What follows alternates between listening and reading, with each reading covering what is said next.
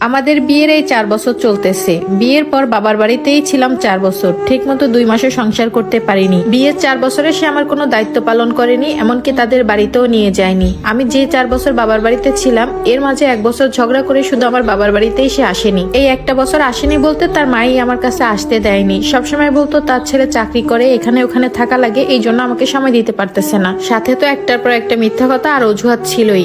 আমরা দুইজন দুইজনকে আগে থেকেই চিনতাম। 2 বছর রিলেশন করার পর তারপর আমরা দুইজন মিলে বিয়ে করি। আমি আমার স্বামীকে খুব বিশ্বাস করতাম সব বিষয় নিয়ে, তাই কখনো মনে হয়নি সে আমাকে ঠকাবে। তারপর 4 বছর পর জানতে পারি সে দূরে কোথাও চাকরি করে না। তাদের বাসার পাশেই একটা শোরুম ছিল, সেখানে সে চাকরি করত। অথচ একটা বছর আমার কাছে আসেনি চাকরির দোহাই দিয়ে। তাহলে একটা বছর সে আমার কাছে কিভাবে না এসে পারলো? এসব শোনার পর আমি অনেক ভেঙে পড়ি। যেহেতু তাকে ভালোবেসে বিয়ে করেছিলাম, এই জন্য পরিবারের লোককেও কিছু জানাইনি। এর কয়েক মাস পর আমার স্বামী আমাকে নিতে আসে এবং তার বোনের বাসায় নিয়ে যায়। সেখানে তার মাও থাকতো। আমি যাওয়ার পর তার বোন আমার সাথে একটাও কথা বলেনি। পরে জানতে পারলাম তার বোনের সংসার পুরোটাই আমার স্বামী চালায়। আমি যাওয়ার পর ওই বাড়িতে অনেক কষ্ট করি, ঠিক মতো 2 বেলা ভাতও খেতে পারতাম না, এত কষ্ট তারা আমাকে দিত। আমি যাওয়ার পর মনে মনে হয়তো বা তারা অনেক খুশি হয়েছে, কারণ নতুন ভাবে তারা একটা ঘরের কাজের বুয়া পেয়েছে। সত্যি কথা বলতে নিজেরও লজ্জা লাগে। কাজের বুয়াদেরও কিন্তু একটু ছুটি থাকে, তারাও বিশ্রাম নেয়, কিন্তু আমি ওই বাড়িতে যাওয়ার পর কখনো 2টা পায়ে একসাথে করে বিশ্রাম নিতে পারিনি। সাথে আমার স্বামীও কোনো সাপোর্ট করেনি। সারাদিন চাকরি শেষে যখন বাসায় আসতো, আমার সাথে ঠিক মতো কথাও বলতো না। মা বোনের সাথে খাওয়া দাওয়া করে রাতে ঘুমিয়ে আবার সকালে চাকরিতে চলে যেত।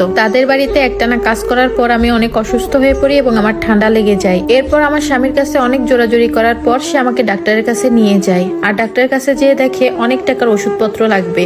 সেখানে আর এক মুহূর্ত না দাঁড়িয়ে সে বাসায় চলে আসে এবং আমাকে আমার বাবার বাড়িতে চলে যেতে বলে। সেখানে আমি মাত্র 27 দিন সংসার করতে পেরেছিলাম। আমি আমার স্বামীকে অনেক রিকোয়েস্ট করেছিলাম যাতে করে আমার বাবার বাড়িতে না পাঠায়, কিন্তু আমার ননদ আর শাশুড়ি বলে এত টাকা এখন আমাদের কাছে নাই, আমার ছেলে ছোট একটা চাকরি করে। এরপর এই সকল ঘটনা আমি আমার মায়ের সাথে শেয়ার করি এবং মা আমাকে বেশ কিছু পরিমাণ টাকা পাঠায় যাতে করে এটা দিয়ে আমি সুন্দর মতো ডাক্তার দেখাতে পারি।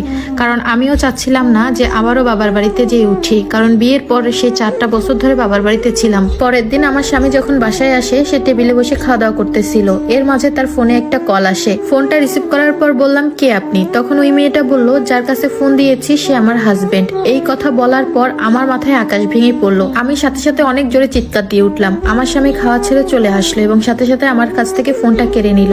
আমার শাশুড়ি ননদ দুইজনই চলে আসলো। তখন আমি বারবার কান্না করে বলতেছিলাম, কে এই মেয়েটা? কে কল দিল? কে তোমাকে খুঁজতেছিল? কে তোমাকে স্বামী বলে ডাকলো? তখন তারা কোনো কথাই বলতেছিল না। আর ওই দিন আমি ঘরে অনেক ভাঙচুর করি, কারণ ওই দিন আমার কোনো সেন্সে ছিল না এই কথা শোনার পর। এরপর আমি ব্যাগপত্র গুছিয়ে আমার মায়ের কাছে চলে আসি, কারণ এত প্রেশার আমি নিতে পারতেছিলাম না। আর আমার স্বামী আমাকে একবারও আটকায়নি। বাসায় আসার পর আমি অনেক